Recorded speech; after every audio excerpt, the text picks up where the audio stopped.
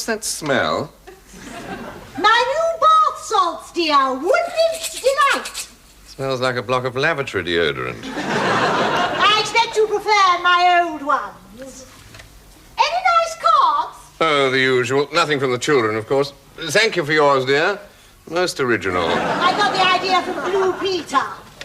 We're £12.98 overdrawn. £12.98. Why do they bother? Computers. La la la la dee, la la. Ha! He wants to see me. Who? Fitch from the bank. Please arrange an appointment to discuss your changed financial position. Posted 5 days ago. Typical. What changed financial position? Oh, the overdraft, I suppose. I've always hated him anyway. All those tweeds and leather patches. You'd think his office was a grouse moor. I better ring him, I suppose. Oh, Henry, if you're going to the bank, you'd better draw out £20 for shopping. Well, unless Fitch confines me to a debtor's prison. And you won't go out dressed like that, will you? You've torn your jacket. Good Lord. Uncle Crispin's died. Who's Uncle Crispin? He... Good heavens. What?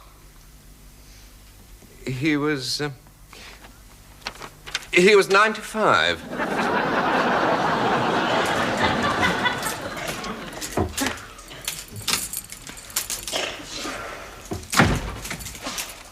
Thank you, darling. Oh, I shall forget something. I always do.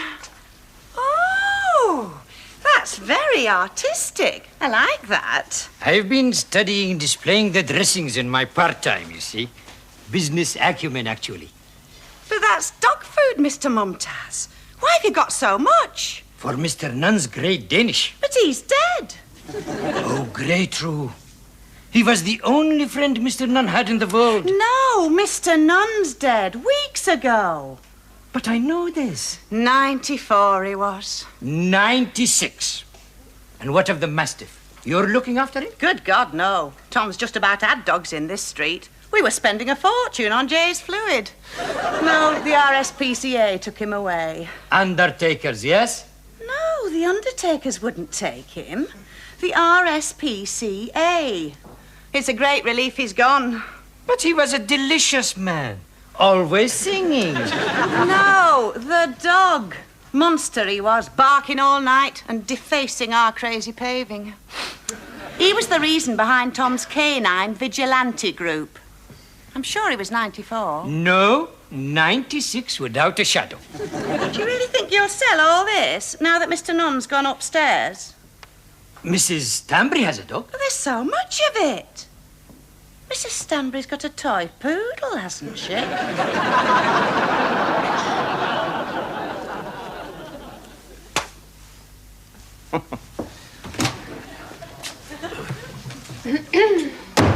Mr. Nunn's file. Pardon, what? Henry Nunn, insurance policy. He's outside, waiting. Nunn? The librarian. He went to his daughter's wedding reception. Oh, good God, yes. The one with the wife. Have I signed the cheque? Yes. I'll show him in. What? Yes, please. I must say, he doesn't look like somebody about to receive £13,000. Do come in, Mr. Nunn.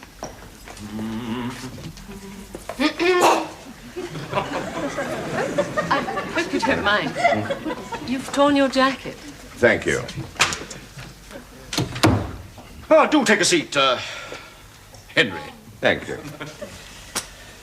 Well, I dare say you're pretty excited, eh? Not especially, should I be? Not about the money? Now, just a bit. Come on. It's hardly an Iranian ransom. Look, Mr. Fitch, before you go any further and say something that you may later regret, yes. Perhaps I should tell you that I have some rather good news, which I hope I may help to set your mind at rest. Uncle Crispin has died. Well, I'm so sorry. Well, so am I. Yes, very fond of him. He used to sing me lullabies. Well, that must have been nice for you. Not especially. He was tone deaf. But he was 95. My word. Yes, just think. He was already 40 when I was only 5 years old. Good Lord.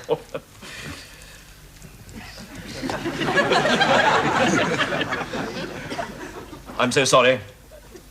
Hello, to butt in. I'm terribly sorry. The good news? I'm sorry, I do have a Rotarian luncheon in about half an hour. I'm sure you do, yes. It's Well, about half an hour. the good news is that Uncle Crispin has left me his house. A modest little place in Stackley, where I grew up. Oh, I see. So I'll be able to sell it. Well, that's, it's jolly good, really, isn't it? I mean, it'll bring you in a tidy return, you know. Less capital gains, of course. I suppose you think the sum that we're talking about is peanuts in comparison. Well, it is, isn't it? You do know how much it is exactly. Yes. £12.98, exactly. 13,000 pounds. Don't be ridiculous, stupid man. Pardon? £12.98 to 13,000. I call that rounding up with a vengeance. Even you must have realized it was a mistake. I mean, even after a Rotarian lunch, you must know I don't deal in that sort of figure. Good God above, I've been a customer of this bank for the last 40 years. I was here when old Gordon Broadrib was manager with the DSO and the gammy leg. Mr. Nunn, do forgive me. We're not talking about an overdraft. We're talking about your insurance policy. What? Oh, I see. Well, that's another thing. I mean, it does have another 5 years to run, but I mean, 5 years is not an eon, is it? You might even still be manager here. It's about quite a bit, I suppose. Hundreds, well, thousands, I shouldn't wonder. Yes, Mr. Nunn, 13,000. Yeah. And today is your birthday. Today it's all coming home to graze. What? Roost. Pardon? Coming home to roost. Roost. Yes. Well, many happy returns, by the way. Thank you. Yes, I do know it's my birthday, but...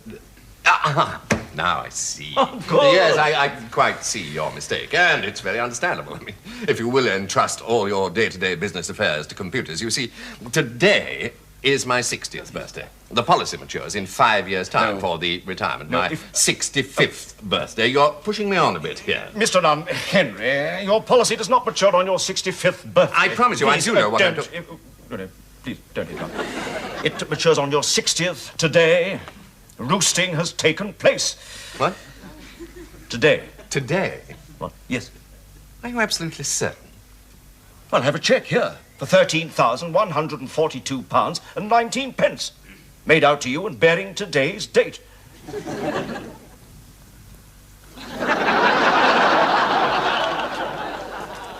What you might try, Squire, is fish meal.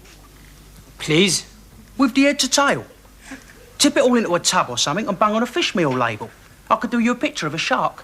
Bit of glitter on it. Look great. What is fish meal? Nosh, for fish. You scatter it on the water, up come the stupid Lily and Gish gobbling away, throw 'em a line and in they come. Simple. If you throw dog meal, you catch dogfish, yes? Hey? It's joke, actually. Yeah, I was afraid of that. This, geezer, what was 94? 96. Oh, yeah, just testing you. 96? Oh, yes. Course, truth. So he was 20, 1900, 15 years more than this. He was 29 before the First World War started. Blimey. Who's got his drum now, then? He didn't have a drum. He was tone deaf. You reckon he was always singing? Entirely correct. What sort of things did he sing then? No one knows this. He was tone deaf, you see. But I liked his singing. It reminded me of home. Tahmina, my upper half, she said he sounded like his heater backfiring. I was in a band that had a lead vocal like that. Wish I hadn't left them. They're in the charts now. So who's got his gaff then? Gaff. That's chief man, yes? Nah, his drum, his pad, his cat and mouse. Blimey, you're going to have to do a bit of graft on picking up the lingo, me old China, or you'll find yourself in a right old 2 and 8. What number was it? His house, like? 29. He didn't have a cat and mouse. It was a dog, actually. The RAFTA took it away. The dog didn't like the cats, you see, so he was always buying great quantities of Rodex, which absolutely evacuates all traces of vermin, you see. Oh, yeah, it is good, that. My gran used it, and I found 3 rats in her loft after. Dead, like. We used them for a gig. They was ace. Really creepy. Gig? With this band, with a dodgy vocal. We hung them from the end of the bass guitar by their tails and swung them out over the audience like. It was great. Till one flew off and hit some geezer in the face. He was the old Bill, drug squad. And he tried doing us all for cruelty to animals, keeping livestock without a licence and using a deceased rodent as an offensive weapon. That's what he said, straight. It was funny, because he had maroon makeup on and his spiky barnet, striped, purple and turquoise. Honestly, looked really nice. And then he started talking like Jack Warner. Well, it freaked me. So I hit him. I can't stand the fuzz. They really upset me, especially when they're all dressed up as people. You don't know what I'm on about, do you, Squire? I find the going troublesome after your ancestors left. That is true. Yeah, they say English is the hardest language to learn. She said that. My gran, the one with the rats. Her name was Gertrude Smith. We called her Granny Smith, like. Bit of a joke, because she had a pear tree and we called them Granny Smith's pears. Get it? She went a bit funny in the end, you know. So this geezer in 29 what's kicked the bucket, is his gaff empty then? His house like? Oh, I believe it's quite evacuated, yes. You got a penknife I can borrow, Chief? Yes. Swiss Army knife, very cheap, made in Taiwan. Can I have a borrow, John? Only my window's stuck like. Okay, Squire. I'll give you a hand with the head to tail if you like. Doggy fish meal, not good idea. It's a terrific idea. Not in Stackley. No river, actually. I could have sworn you had a bath this morning, Sybil. I'm washing my hair. I hope you didn't let that nice Mr. Fitch from the bank see your torn jacket. Oh, he didn't notice. Bank managers have their minds on higher things, like Rotarian lunches and cricket fixtures. What's the time? About 1:30. Oh, no. I'm missing Crown Court. Well, it's not quite 1:30, actually. We could wedge in a quick morsel of conversation. Sybil, have you ever considered that we might leave Datchet? What on earth for? Well, now that we've got Uncle Crispin's house, we could move to Stackley. Lovely countryside. Countryside? Television reception, second to none. Heart of the crossroads belt. Time? It's 25 or thereabouts. Oh, it's you nattering on that makes me miss things. Did you get the money from the bank? Ah, now, that's most extraordinary, Sybil. Now, Henry, can you answer a simple question? I've got 4 minutes to get myself dry, get dressed, and get downstairs. Yes, I got the money, Sybil. Well, there you see. I told you that Mr. Fitch was a nice man. What are you doing? Packing. I have to go to Stackley tomorrow to settle 1 or 2 of Uncle Crispin's affairs, and I shall stay overnight. You'll have to watch Minder without me.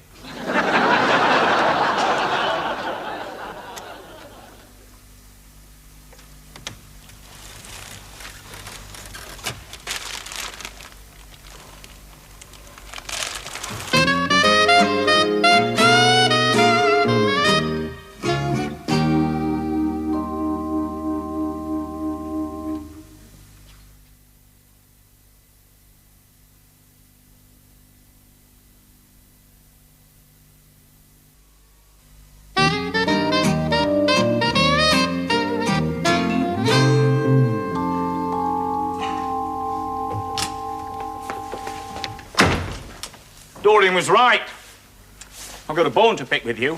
See this? Don't you realise this is a K9 no-go area? Your shop is a hotbed of enemy propaganda. Look at it. You want to try some? Try some. Hang on a bit. Put a collar round my neck, I'll get down on all fours. And I want Tom written on the side of me bowl. Very much I like this. You Brits always see the funny side of the street. I am very, very disappointed with you. I'm a card-carrying member of the Canine Vigilante Group. Almost on my doorstep, I find you actively encouraging their proliferation. This street is not big enough for dogs, mate. That's my message to you. But Mrs. Stanbury, No, you see now... I don't think we need to concern ourselves about Mrs. Stanbury. The arch culprit is that hound that lived with Caruso next door to us. Now, God knows what he was feeding him on. Anabolic chum by the size of him. I shall miss him. Oh, yes, I'm sure you will. By the size of that mound of head to tail, he must have been responsible for 90% of your business. Look, hire a van, take it straight to the pound. That's my advice. Where they'll bash it into fish meal, I suppose, yes? You what? Alas, no river in Stackley and only Granny Smith pears. Apples. This is joke. No, that's what I came for. Doreen forgot the apples, the dozy cow. But this is joke, green-haired man told me. Oh, yes, riding a pink elephant, was he? No, he was here. He has a granny called Gertrude Smith, who has a pear tree. Alas, she went funny in the end and had rats in the attic. Bats in the belfry. Sounds like she's not the only one. What is belfry? Well, it's an expression. It means you do lolly-tap. You know, you've got to screw loose. Off your trolley! Oh, come on, where's these apples, then? Here's delicious apples. They're bloody not. Is that all you've got? They're French. Soggy, froggy produce. Do you know what that is, lad? Oh, yes. Sunlight Supremes, Le Crisp. Very tender, 18p a pound. Nay, lad, nay. No, that's not an apple. That's an offensive weapon. It's a rod for the back of the British worker. I won't eat one of those if you paid me. Those apples should be black.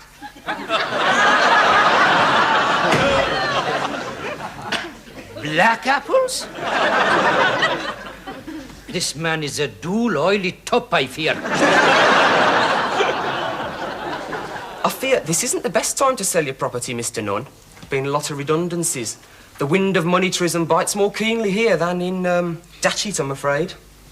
You could rent it off. Students. Everything's just as your uncle left it. No, I'm sorry. The very thought of the younger generation fills me with horror. Ill-disciplined, vandalizing exhibitionists.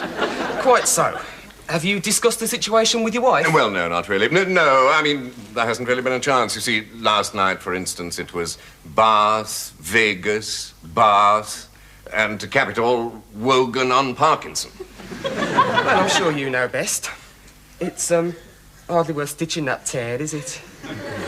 Look, if money is a problem, I'm sure you could raise a loan on the strength of the house. No, actually, money isn't a problem. You see, I've just come into quite a lot, unexpectedly. An extraordinary time, this is proving. Almost as if fate is trying to tell you something. What? No, I only thought... Yes, you're absolutely right. You are absolutely and completely right. This is the moment. Not to sell it, is it? Exactly, this is the moment not to sell. I'm not quite with you, I'm afraid. Don't you see? Just down the road, there is a house fully furnished, but for two things. Two items are blessedly absent. A television set and Sybil. And the house is mine, and the wherewithal to live in it. Oh, frabjous day! Oh, life! At last I can open my front door and hurl myself into the heaving tumult of real, raw, colourful, exciting life. In Stackley? What about your wife? Don't you see, that's the whole point. She needn't come. With half my money, she can stay behind, buy a new television set, have a bath plumbed in front of it with bath salts on a drip feed. To each his own nirvana. I must go and see my new house. Of course you must. Do you mind if I use your telephone? Please. The key's next door with the Indian at the corner shop. He's been collecting the mail and he fed the dog while your uncle was ill. Did you know Uncle Crispin at all? Not to speak to. He was well known here and liked. He was 93. 95. So I remember he used to sing as he walked around Stackley. Yes, he was already 40 when I was only 5 years old, you know. Really? Sybil, sorry to drag you away from Afternoon Plus. Just a quick commercial break-sized conversation. I'm leaving Datchet. The house is yours. I'm going to live in Stackley. Yes, you'd be welcome to come and join me in Stackley if you like. There's £6,000 in the bank for you, but your television set would not be welcome. So if you decide to stay behind with it, I hope you'll both be very happy together. Discussion, Sybil. Discussion? I've wanted a discussion for the last 35 years. If at last we're going to have one, it certainly won't be long distance in peak time. And don't forget to switch off your set.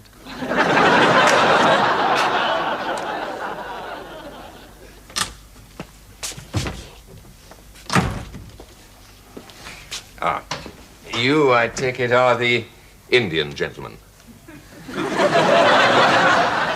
Well, of course, yes. Silly question. Otherwise, there'd be absolutely no need for you to be standing there dressed up like that, would there? I've just come from the estate agent. Excuse me for asking this, but why is your jacket torn? Why is it torn? Why? Well, that's novel at any rate. Well, I suppose the stitching's come apart and it's given up the ghost. Would that do? You want to buy some twine to make a splint? All right, I hadn't realized it had developed into a compound fracture. You did not. I do. This is how I build my business. Personal service, actually. I indemnify your particular problem and come to grapples with it. Identify, I see. Yes. Well, my greatest problem at the moment is getting into my house. Your window jammed too? It must be the heat. A last green person hasn't returned my knife. Green person? Oh, I see. Non-compos mentis. I get it. Oh, no. This is his Granny Smith. She had rats in the attic. Granny Smith. Apples, yes? Pears. Apples, pears. Stairs. She had mice under the stairs. Rats in the belfry. Yes, well, I think I'm enjoying this, but time presses by. My name is Nunn. N-U-N-N. Henry Nunn. And I'm the nephew of Crispin Nunn, who used to live next door at number 29. And I'm reliably informed that you have the keys to the house and any mail that may be outstanding. Do you have a grain of proof? I am a trustee here, you see. A trustee? Ah, yes. Solicitor's letter. There we are. I can help out with any difficult words. Why do you have a display of Jay's fluid? Is there some virulent epidemic I should know about? Oh, no, all dogs are gone now. Rabid, were they? Bunnies? This is the most difficult conversation I've ever had. Did you know Uncle Crispin well? A wonderful man. Always singing. He was 96, you know. 95. 96. 95. It actually says so in the letter. Here is key. 1 turn to the right, 2 turns to the left, and 1 letter only. Crispin Nunn. Yes. Nunn. Whatever Christian name you put in front of it, it still sounds like a celibate non-entity. However, from today onwards, that is all changed. Oh, yes? Oh, yes, indeed. Good heavens. Uncle Crispin's won first prize in a competition. No use to me. But, as a reward for your being a little trustee, it shall go to you. This is very generous. What is the price? It's a year's free supply of some dog food called Head to Tail.